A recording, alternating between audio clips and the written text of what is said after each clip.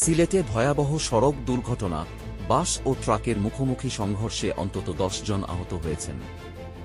বুধবার বিকেল ৪টার দিকে ঢাকা-সিলেট মহাসড়কের দক্ষিণ সুরমার লালাবাজারের ভরাউট পুলিশ ক্যাম্পের সামনে এই দুর্ঘটনা ঘটে।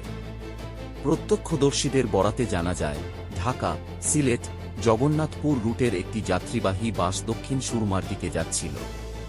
ঠিক সেই সময় বিপরীত দিক থেকে আসা একটি মালবাহী ট্রাক হঠাৎ নিয়ন্ত্রণ হারিয়ে সামনে এসে পড়ে। মুহূর্তের মধ্যেই ঘটে ভয়াবহ সংঘর্ষ। বাসটির সামনের অংশ দুমড়ে মুচড়ে যায়, আর গাড়ির ভেতরে থাকা যাত্রীরা ছিটকে পড়েন এখানে সেখানে। দুর্ঘটনার পরপরই স্থানীয়রা ছুটে এসে আহতদের উদ্ধার কাজে যোগ দেন।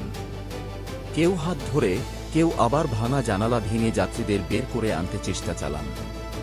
পরে ওসমানী মেডিকেল কলেজ হাসপাতাল সহ নিকটস্থ বিভিন্ন ক্লিনিকে আহতদের ভর্তি করা হয়। খবর পেয়ে দক্ষিণ সুরমা থানা পুলিশ দ্রুত ঘটনাস্থলে পৌঁছে উদ্ধার কাজে অংশ নেয়।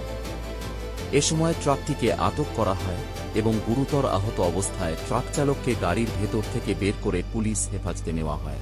দক্ষিণ সুরমা থানা পুলিশের কর্মকর্তারা জানান, আহতদের পরিচয় এখনও নিশ্চিত হওয়া যায়নি।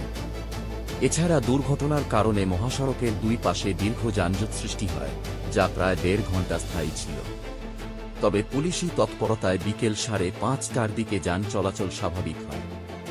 দক্ষিণ সুরমা থানার ভারপ্রাপ্ত কর্মকর্তা মোহাম্মদ মিজানুর রহমান ঘটনার সত্যতা নিশ্চিত করেছেন।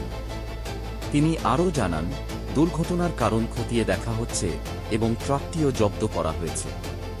এরকম আরও আপডেট পেতে আমাদের চ্যানেলটি সাবস্ক্রাইব করুন।